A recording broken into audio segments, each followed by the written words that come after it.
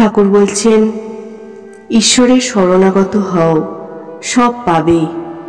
তাকে যদি লাভ করতে পারো, সংসার অসার বলে বোধ হবে না। যে তাকে জেনেছে সে দেখে যে জীব জগৎ সে তিনিই হয়েছেন। ছেলেদের খাওয়াবে যেন গোপালকে খাওয়াচ্ছ। পিতামাতাকে ঈশ্বর ঈশ্বরী দেখবে ও সেবা করবে। তাকে জেনে সংসার করলে বিবাহিতা স্ত্রীর সঙ্গে প্রায় ঐহিক সম্বন্ধ থাকে না। দুজনেই ভক্ত, কেবল ঈশ্বরের কথা কয়, ঈশ্বরের প্রসঙ্গ লয়ে থাকে, ভক্তের সেবা করে। সর্বভূতে তিনি আছেন, তার সেবা দুজনে করে। প্রতিবেশী বলছেন, মহাশয়, এরূপ স্ত্রী পুরুষ তো দেখা যায় না। ঠাকুর বলছেন, আছে, অতি বিরল। বিষয়ী লোকেরা তাদের চিনতে পারে না। তবে এরূপটি হতে গেলে দুজনেরই ভালো হওয়া চাই। দুজনেই যদি সেই ঈশ্বরানন্দ পেয়ে থাকে তাহলেই এটি সম্ভব হয়। ভগবানের বিশেষ কৃপা চাই, না হলে সর্বদা অমিল হয়, একজনকে তফাতে যেতে হয়। যদি না মিল হয় তাহলে বড় যন্ত্রণা। স্ত্রী হয়তো রাত দিন বলে, বাবা কেন এখানে বিয়ে দিলে? না খেতে পেলুম, না বাচ্চাদের খাওয়াতে পারলুম, না পড়তে পেলুম, না বাচ্চাদের পড়াতে পারলুম, না একখানা গয়না। তুমি আমায় কি সুখে রেখেছ? চক্ষু বুঝে ঈশ্বর ঈশ্বর করছেন, ওসব পাগলামি ছাড়ো। ভক্ত বলছেন, এসব প্রতিবন্ধক আছে, আবার হয়তো ছেলেরা অবাধ্য, তারপর কত আপদ আছে। তবে মহাশয় উপায় কি? ঠাকুর বলছেন, সংসারে থেকে সাধন করা বড় কঠিন, অনেক ব্যাঘাত।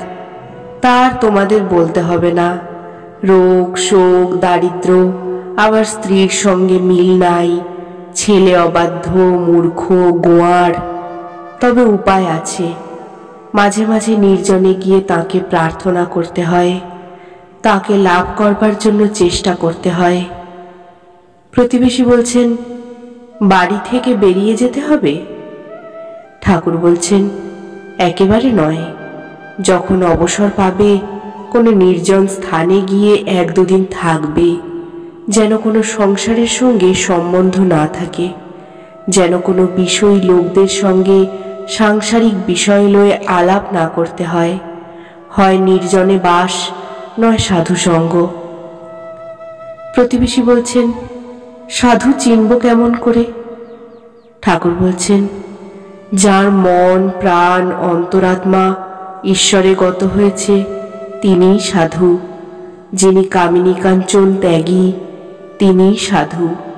যিনি সাধু তিনি স্ত্রীলোককে ঐহিক চক্ষে দেখেন না, সর্বদাই তাদের অন্তরে থাকেন।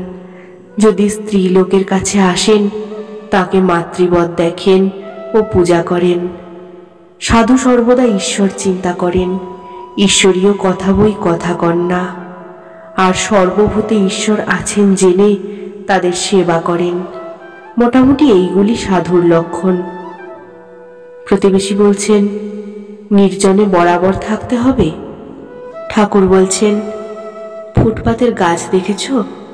যতদিন চারা ততদিন চারিদিকে বেড়া দিতে হয়, না হলে ছাগল গরুতে খেয়ে ফেলে। গাছের গুড়ি মোটা হলে আর বেড়ার দরকার নাই, তখন হাতি বেঁধে দিলেও গাছ ভাঙবে না। গুড়ি যদি করে নিতে পারো আর ভাবনা কি, ভয় কি? বিবেক লাভ করবার চেষ্টা আগে করো।